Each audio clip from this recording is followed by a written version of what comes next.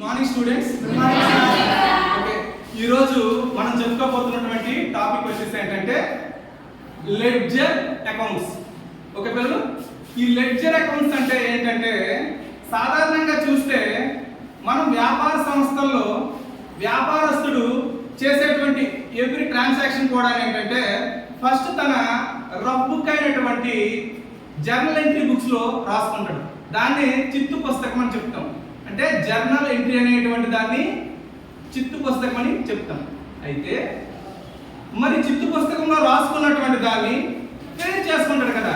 అంటే ఏ ట్రాన్సాక్షన్ జరిగింది, ఎవరెవరి అకౌంట్స్ కి ఎంతెంత అమౌంట్స్ అనేటువంటివి వెళ్ళాయి, ఎవరు ఎంతెంత బాకీ ఉన్నారు అని విషయం తెలుసుకోవడం కోసము ఏదైతే చిత్తు పుస్తకంలో రాయబడిందో ఆ రాయబడిన ప్రతిదీ కూడా ఏంటంటే క్లియర్ చేసుకోవడం అనేటువంటిది ఈ లెడ్జర్ అకౌంట్స్ అనేటువంటి దీని ద్వారా ఈ ప్రాసెస్ ద్వారా రాయడం అనేటువంటి జరుగుతుంది. అయితే ఇక్కడ విషయం గమనించాలి, లెడ్జర్ అకౌంట్స్ లో పిల్లలు చూడండి, అంటే ప్రతి ఒక్క ఆస్పెక్ట్ ని కూడా ఏంటంటే మనము ఒక అకౌంట్ రూపంలో ట్రీట్ చేస్తాం.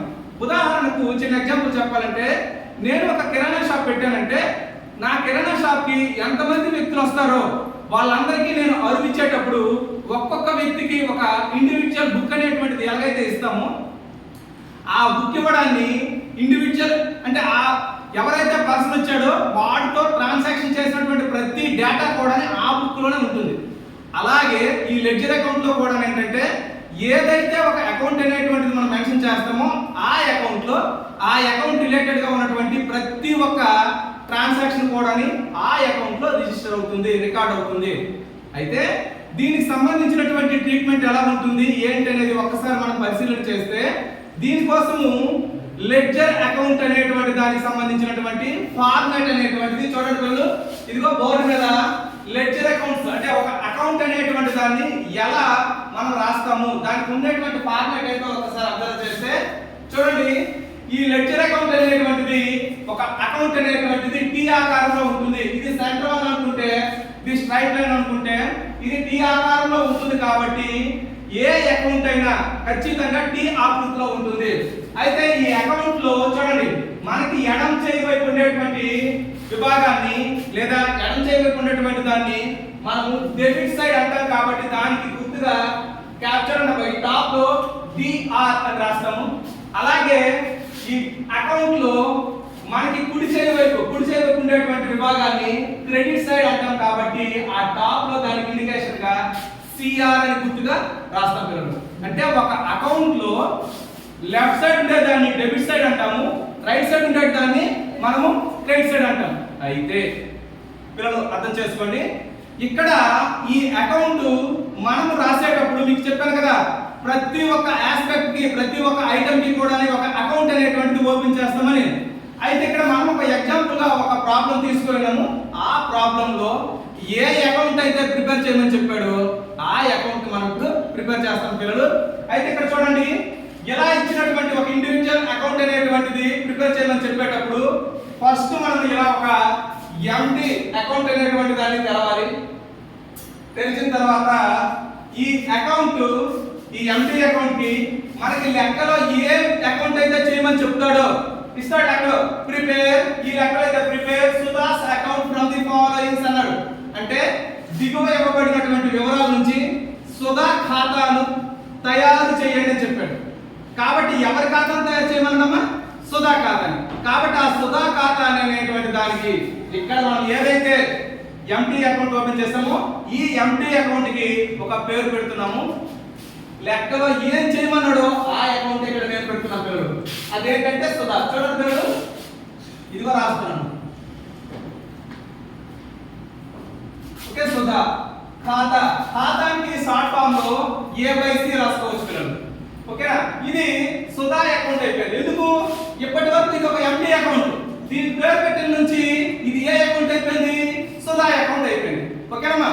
అయితే ఇప్పుడు ఈ సుధా అకౌంట్ లో ఇవ్వబడినటువంటి ట్రాన్సాక్షన్ మనము ఎంటర్ చేయాలి. ఎంటర్ చేయాలంటే పిల్లలు ఒక్కటి గమనించండి, ఇలా లెడ్జర్ అకౌంట్ అనేటువంటిది మీరు ఎప్పుడైనా రాసేటప్పుడు మీ దృష్టిలో ఒకటే ఒక ఆలోచన ఉండాలి. ఇవ్వబడింది ఒక పర్సన్ కాబట్టి మ్యాక్సిమం ఏం చేస్తాడు? కాబట్టి మాక్సిమం ఏం చేస్తుంది, జనరల్ గా ఆలోచిస్తే ఒకటి తీసుకోవడం కానీ లేదా ఇవ్వడం కానీ ఈ రెండే జరుగుతాయి. కాబట్టి దీని ఆన్సర్ చేసేటప్పుడు పక్కాగా మనం ఆలోచించాల్సినటువంటిది ఎవరికైతే అకౌంట్ అనేటువంటిది మనము ప్రిపేర్ చేస్తున్నామో వాళ్ళు తీసుకునే ప్లేస్ లో ఉన్నారా లేదా ఇచ్చే ప్లేస్ లో ఉన్నారా అనేటువంటిది మనం తెలుసుకోవాలి. అంటే దీంట్లో ఎటువైపు రాసేటప్పుడు మీకు ఒక షార్ట్ కట్ రూట్ చెప్తాను కదా, చూడండి పిల్లలు. ఈ షార్ట్ కట్ రూట్ ఏంటంటే డెబిట్ సైడ్ రాసేది ఖచ్చితంగా తీసుకునే సందర్భం, అంటే తీసుకునే సందర్భం వస్తే ఖచ్చితంగా మనము డెబిట్ లో రాయాలి అనేది. సెకండ్ వన్, క్రెడిట్ సైడ్ ఏదైతే రాస్తామో క్రెడిట్ సైడ్ రాసేటప్పుడు ఇచ్చే సందర్భం అన్నమాట. ఇచ్చే సందర్భం అంటే ఏంటంటే ఓకే ఇవ్వటం, గివింగ్ అని చెప్తాం. అంటే ఇక్కడ మీరు గమనించుకోవాలి, ఏదైతే ట్రాన్సాక్షన్స్ జరిగాయో ఒకే పర్సన్ సంబంధించి ఇవ్వబడ్డాయి. చూడండి, ఈ ఒకే పర్సన్ సంబంధించినటువంటి ట్రాన్సాక్షన్ లో ఏదైతే తీసుకోవడమైనా కానీ ఇవ్వడమైనా కానీ జరుగుతాయి. అయితే ఇక్కడ మనం గమనించుకోవాలి, దీనికి సంబంధించినటువంటి ప్రాబ్లం చదువుతాం. ఒకసారి అబ్జర్వ్ చేయండి. 2024 ఫిబ్రవరి 1 ఇదే కదబ్బా మన ప్రాబ్లం సంబంధించినటువంటి డేట్ అనేది ఇవ్వబడింది. డేట్ కాబట్టి డేట్ కాలమ్ లో డేట్ రాసుకోవాలి. అయితే ఇక్కడ ఏం చెప్పింది, అమౌంట్ డ్యూ ఫ్రమ్ సుధా. అంటే దీని అర్థం ఏంటంటే సుధా ఉంది మనం కాదు, సుధా ఉంది. సుధా నుండి రావాల్సిన మొత్తం అని అర్థం. సుధా నుండి రావాల్సిన మొత్తము. పిల్లలు గుర్తుంచుకోండి, ఎప్పుడు కూడా ఈ ఫస్ట్ సెంటెన్స్ రాసేటప్పుడు మీరు కొంచెము జాగ్రత్తగా ఆలోచించుకొని రాయాలి. ఏంటంటే ఇక్కడ ఇవ్వబడినటువంటి పర్సన్ మనకి బాగా లేదా మనము వాళ్ళకి బాగా, ఇదే ఆలోచించాలి. లెక్కలో ఇవ్వబడినటువంటి పర్సన్ మనకి బాగా లేదా మనము వాళ్ళకి బాగా అని ఆలోచించాలి. ఇప్పుడు ఒక్కసారి ఆలోచిస్తే అమౌంట్ డ్యూ ఫ్రమ్ సుధా అంటే సుధా నుండి రావాలి. మరి సుధా నుండి రావాలంటే సుధా కదా మనకి బాకీ అవుతుంది. మరి సుధా మనకి బాకీ అయ్యేటప్పుడు తనని ఇంగ్లీష్ లో డెటార్ అంటారు. ఏమంటాం పిల్లలు? డెటార్ అంటారు. కాబట్టి సుధా అకౌంట్ లో డెబిట్ సైడ్ మనం రాసుకోవాలి పిల్లలు. డెబిట్ సైడ్ ఏం రాస్తాము అంటే చూడండి పిల్లలు, బ్యాలెన్స్ రావాలి కదా, రావాలి కాబట్టి 2. చూడండి, అకౌంట్ లో డెబిట్ సైడ్ రాసేటప్పుడు TO2 అని పదం పెట్టాలి. ఇప్పుడు బ్యాలెన్స్ రావాలి కాబట్టి 2 బ్యాలెన్స్ బ్రాట్ డౌన్, BYD అని షార్ట్ ఫామ్ లో రాస్తే బ్రాట్ డౌన్ అంటారు. ఇది ఎప్పుడు జరిగింది? 2024 ఫిబ్రవరి 1. ఓకేనా? ఫస్ట్ సెంటెన్స్ ని నేను ఇటువైపు రాశాను. మరి డేట్ కాలమ్ లో డేట్ రాశాను, ఏం జరిగిందో ఏంటనేది పర్టికులర్స్ లో రాశాను. మరి ఎంత బ్యాలెన్స్ ఉందో అమౌంట్ ప్లేస్ లో వేయాలి కదా, కాబట్టి అమౌంట్ ప్లేస్ లో వేస్తున్నాను. ఇదిగో చూడండి పిల్లలు, ఇది ఫస్ట్ సెంటెన్స్ సంబంధించినటువంటి చిన్న వివరణ. నెక్స్ట్ సెంటెన్స్ నుంచి కూడా మీరు ఈ రూల్స్ ని ఫాలో అవ్వాలి. తీసుకుంటే డెబిట్ సైడ్ రాయాలి, ఇస్తే క్రెడిట్ సైడ్ రాయాలి. ఇదే రూల్. చాలా సులభంగా ఈ అకౌంట్ మనం కంప్లీట్ చేసేవచ్చు. ఒక్కసారి ట్రై చేస్తాం చూడండి. 4th గా ఏం జరిగిందంటే గూడ్స్ సోల్డ్ టు సుధా. ఎవరికి? సుధాకి మనం సేల్ చేస్తాం. అంటే మన దగ్గర ఉన్నటువంటి సరుకుని సుధాకి మనం అమ్మాము అనేది సెంటెన్స్. మరి సుధాకి అమ్మితే సుధా ఏం చేస్తుంది? తీసుకుంటాం. మీకు ఆల్రెడీ చెప్పాను కదా, తీసుకుంటే ఎటువైపు రాయాలని చెప్పాను, డెబిట్ సైడ్ రాయాలి. కాబట్టి ఏదైతే పర్సన్ ఉన్నదో తీసుకోవడం జరుగుతుంది కాబట్టి డెబిట్ సైడ్ రాసుకోగలరు. ఇదిగో చూడండి, డెబిట్ సైడ్ రాస్తున్నాము, తీసుకున్నది కాబట్టి డెబిట్ సైడ్ రాస్తున్నాము. ఓకేనా? ఇటువైపు రాసేటప్పుడు ఏ సందర్భం అది? సరుకు అమ్మాం కదా, కాబట్టి 2 సేల్స్ అకౌంట్. ఎంత సేల్ చేస్తాం పిల్లలు? 11,000. ఓకేనా? 11,000 అనేటువంటిది మనము రాస్తున్నాం. ఓకే, సెకండ్ ట్రాన్సాక్షన్ కంప్లీట్ చేస్తాం, రికార్డ్ చేస్తాం. Next one, goods returned by Sudha.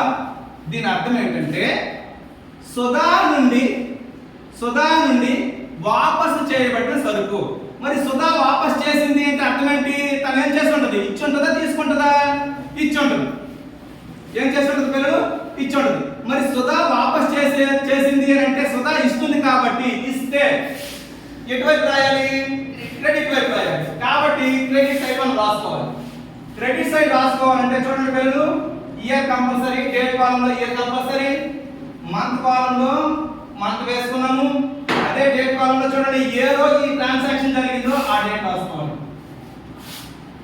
మరి ఇప్పుడు రిటర్న్స్ వచ్చాయి కదా, వచ్చాయి కాబట్టి సుధా ఇచ్చింది కాబట్టి క్రెడిట్ రాస్తున్నాము. ఎందుకు వచ్చాయి అనేది ఇక్కడ మెన్షన్ చేసేయాలి. బై. చూడండి పిల్లలు, అకౌంట్ లో క్రెడిట్ సైడ్ రాసేటప్పుడు బై బై అనేటువంటి పదం పెట్టాలి. పెడుతూ రీజన్ ఏంటనేది ఇక్కడ రాస్తున్నాం. By returns account. ఎంత రిటర్న్ చేసింది తను? 4000. ఎంత పిల్లలు? 4000. ఓకేనా? 4000 రాసి. Okay, third transaction close. Next one చూడండి పిల్లలు, డేట్ 16th ఏం జరిగిందంటే క్యాష్ రిసీవ్డ్ ఫ్రమ్ సుధా.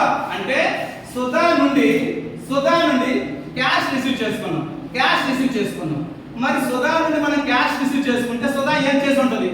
ఇచ్చి ఉంటుంది. ఏం చేసి ఉంటుంది పిల్లలు? ఇచ్చి ఉంటుంది కాబట్టి ఇస్తే ఎటువైపు రాయాలి? క్రెడిట్ వైపు రాయాలి. కాబట్టి క్రెడిట్ వైపు రాసుకుంటున్నాం. ఓకే పిల్లలు చూసుకోండి, 16th డేట్ వేసాను. క్రెడిట్ వైపు రాసామంటే సుధా ఇచ్చింది కాబట్టి క్రెడిట్ వైపు రాస్తున్నాము. ఇక్కడ వచ్చిందే అంశము క్యాష్. ఎంత ఫిగర్? 3000. ఓకే పిల్లలు, ఈ ట్రాన్సాక్షన్ కూడా రికార్డ్ చేస్తాం. నెక్స్ట్ వన్ అబ్జర్వ్ చేస్తే రిసీవ్డ్ చెక్ ఫ్రమ్ సుధా. మళ్ళీ సుధా నుండి వచ్చిన చెక్.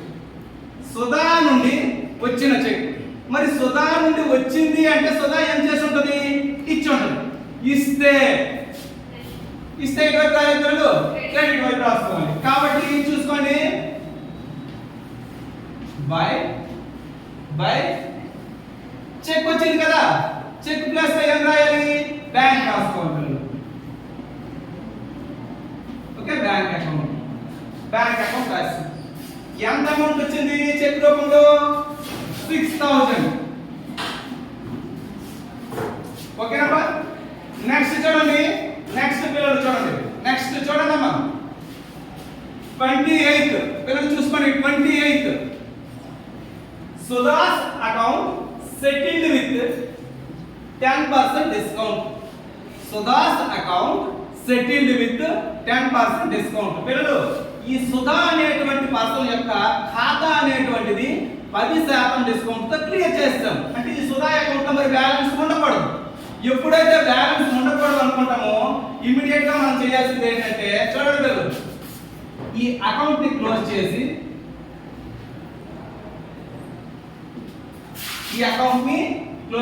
పిల్లలు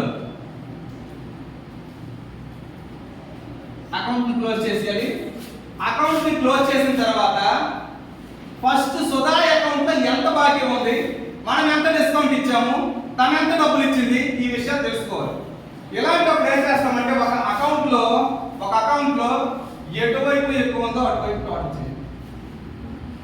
ఎటువైపు ఎక్కువ ఉందో అటువైపు టోటల్ చేయాలి. ఎటువైపు ఎక్కువ ఉందో ఒకసారి చూడండి అమ్మా. ఇటు చూస్తే 7 + 6 13. ఇటువైపు చూస్తే 8 + 11 19. అంటే ఇటువైపు ఎక్కువ ఉంది కదా, కాబట్టి ఎటువైపు ఎక్కువ ఉంటే అటువైపు ఫస్ట్ టోటల్ వేసేస్తాము. టోటల్ వేసిన తర్వాత దానికి అంటే ఇటు సైడ్ కి ఉన్నటువంటి డెబిట్ సైడ్ కి ఆపోజిట్ గా ఉన్నటువంటి సైడ్ వైపు ఈక్వల్ చేస్తాము.